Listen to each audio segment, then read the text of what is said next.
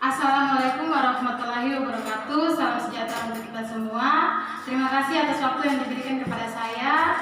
Di sini saya mau mengucap terima kasih kepada dosen pembimbing 1 Bapak Aman MPD, dosen pembimbing kedua Bapak Kasrul MPD, dan dosen pembimbing ketiga Bapak Somun MPD.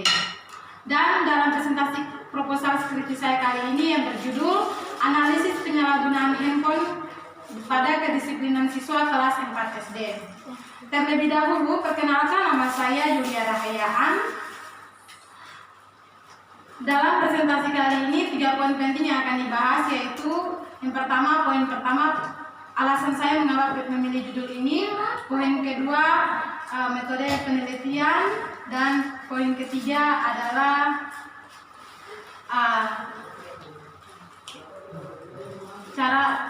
bagaimana cara saya mengumpulkan data. Ya, mari saja kita langsung.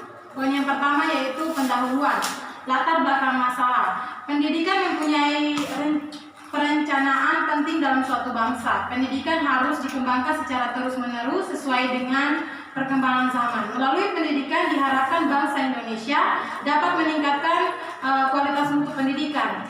Pendidikan nasional bertujuan meningkatkan sumber daya manusia yang beriman, bertakwa, berbudi pekerti, berdisiplin, dan bertanggung jawab. Di era globalisasi pada saat ini, teknologi berkembang pesat baik melalui komunikasi maupun informasi, sehingga tanpa disadari sudah mempengaruhi setiap aspek kehidupan manusia. Seiring arus globalisasi, tuntutan kebutuhan pertukaran informasi yang cepat di sini menyebabkan peran teknologi komunikasi menjadi sangat penting. Dalam sejarah ilmu pengetahuan, ketika manusia belum menggunakan ilmu pengetahuan kira-kira 600 tahun sebelum Masehi, di mana mistik mendominasi kehidupan manusia, maka diperkirakan manusia sangat memanfaatkan angin sebagai medium transmisi untuk berkomunikasi.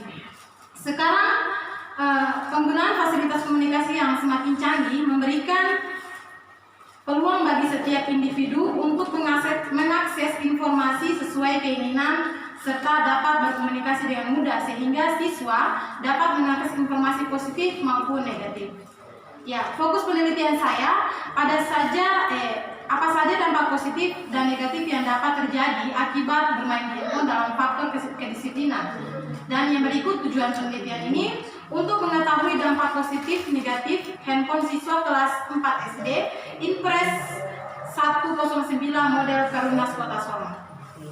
Dari manfaat penelitian, yang pertama, manfaat teoritis. Manfaat teoritis yang diperoleh dari hasil penelitian ini adalah penelitian mendapatkan dampak positif dan negatif yang dapat terjadi akibat bermain handphone terhadap siswa. Manfaat praktisnya itu diperoleh dari hasil penelitian ini adalah yang pertama, bagi guru mendapatkan informasi bagi para guru tentang dampak positif dan negatif yang dapat terjadi akibat bermain handphone terhadap perilaku sosial peserta didik, sehingga guru dapat memberikan perhatian kepada peserta didik yang memiliki perilaku sosial rendah sekolah. Jadi kalau bagi peneliti, bagi saya, menambah wawasan dan pengetahuan bagi penulis sebagai bekal untuk mempersiapkan diri sebagai calon pendidik. Dan manfaatnya bagi siswa di sini membantu siswa untuk lebih bijak di dalam memilih dampak positif dan negatif yang dapat terjadi akibat bermain handphone. Berikutnya definisi operasional. Definisi operasional ini, handphone saat ini juga telepon seluler atau handphone berfungsi tidak lagi semata-mata sebagai alat telepon dan mengirim pesan singkat, tetapi sekarang ia sudah menjadi komputer operasional. Komputer personal lengkap dengan segala fiturnya, kamera dengan resolusi tinggi, bahkan alat pembelajaran juga. Kemudian di sini kedisiplinannya. Kedisiplinan ini, sikap kedisiplinan adalah untuk mengarahkan anak supaya ia mampu mengontrol dirinya sendiri. Selain itu juga supaya anak dapat melakukan aktivitas dengan terarah sesuai dengan peraturan yang berlaku. Di sini menurut Dista Sirat pada tahun 2008. Ya, bab yang ketiga, metodologi penelitian. Jadi jenis dan pendekatan penelitian yang saya ambil, penelitian ini menggunakan jenis penelitian kualitatif. Metode penelitian kualitatif dapat diartikan sebagai jenis penelitian yang berlandasan pada filsafat positivisme digunakan untuk meneliti pada kondisi objek yang alamiah atau sebagai lawannya adalah eksperimen, di mana peneliti sebagai instrumen kunci teknik mengumpulkan data dilakukan secara translasi atau gabungan. Analisis dan data bersifat induktif atau kualitatif. Dan hasil penelitian kuantitatif lebih menekankan makna dari pada generalisasi. Ya, waktu dan tempat penelitian di sini, waktu penelitiannya yang akan dilaksanakan dari bulan Juni hingga bulan Juli. Tempat penelitiannya akan dilaksanakan di SD Negeri 109 Perumnas Kota Sorong.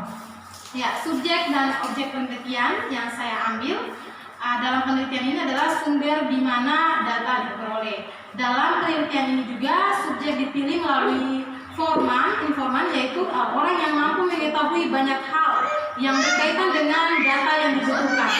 Informan tersebut terdiri dari 1 orang guru kelas 4 dan 1 orang siswa kelas 4 SD. Data dan sumber data adalah segala sesuatu yang dapat diberikan informasi mengenai data. Sumber data yang digunakan dalam penelitian ini yaitu pertama sumber data primer. Mengapa saya katakan sumber data primer? Karena melalui pengamatan dan wawancara dan informasi yang dapat memberikan informasi yang relevan, peneliti menggunakan data ini untuk mendapatkan informasi langsung tentang pola asuh orang tua terhadap kemampuan kedisiplinan waktu siswa. Kemudian ada pun sumber data yang langsung peneliti dapat yaitu dari guru dan siswa. Ya, baik. Kita masuk dalam teknik pengumpulan data. Di sini saya memakai 3 teknik pengumpulan data. Yang pertama observasi, yang kedua wawancara, dan yang ketiga studi dokumentasi. Ya, baik. Yang keempat adalah hasil dan pembahasan. Hasil penelitian, di sini ada profil sekolah yang saya cantumkan dari SD Negeri 109 Perumnas Kota Sorong. Dalam penelitian ini beralamat Jalan Kakap, Perumnas, Kelurahan Klauyuk, Distrik Sorong Timur, Kota Sorong. Sekolah ini memiliki sarana prasarana yaitu 21 ruangan kelas, sumur bor dan 1 ruangan kantor guru, 1 ruangan kepala sekolah, 1 unit perpustakaan, 2 unit komputer, 2 printer. Ya, baik juga untuk printernya. Dan saat ini SD di sekolah tersebut dipimpin oleh Ibu Mariantin MPD. Sebagai kepala sekolah memiliki 30 orang tenaga pekerja dan 700 jumlah siswa yang terinci sebagai berikut. Di sini sangat membutuhkan slide atau difokus, tapi karena dalam keadaan seperti ini saya tidak bisa menampilkan slide-nya. Baik, keadaan guru di sini. Guru adalah suatu kemampuan terpenting di dalam suatu sekolah dan sebagai penunjang jalannya proses pembelajaran di sekolah. Dan berikut nama-nama dan jumlah guru SD Impres 109 Model Perumnas Kota Sorong, dan itu juga sangat perlu infokus. Tapi di sini tidak memilikinya. Jadi kita lanjut saja, minta maaf. Kemudian hasil analisis penelitian. Bagian ini akan dijelaskan hasil penelitian yang ditemukan di lapangan. Jadi hasil penelitian ini berpedoman pada data yang berasal dari hasil wawancara, observasi, dan dokumentasi. Aspek yang menjadi kajian dalam penelitian ini adalah kendala guru dalam memberikan penanaman nilai kedisiplinan di SD Impres 109 Model Perumnas Kota Sorong. Ya, baik, analisis data yang digunakan dalam penelitian ini meliputi pengumpulan data, reduksi data, display data, dan penarikan kesimpulan. Hasil penelitian disajikan dalam bentuk tabel agar lebih mudah untuk dimengerti dan dipahami.